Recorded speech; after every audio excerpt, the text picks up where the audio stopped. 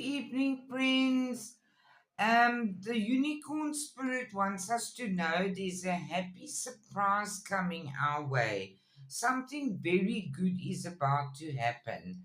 They want you to know that you are on the right path regarding some aspect in your life. And something is definitely coming your way and is going to take you by surprise.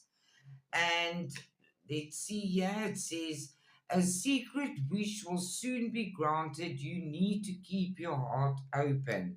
It's coming in a form of a huge opportunity or a windfall, and it's going to fill all your cups. You're going to be so pleased.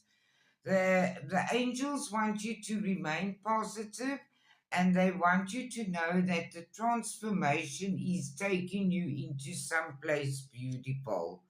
Control your anger, otherwise, you are going to be sorry.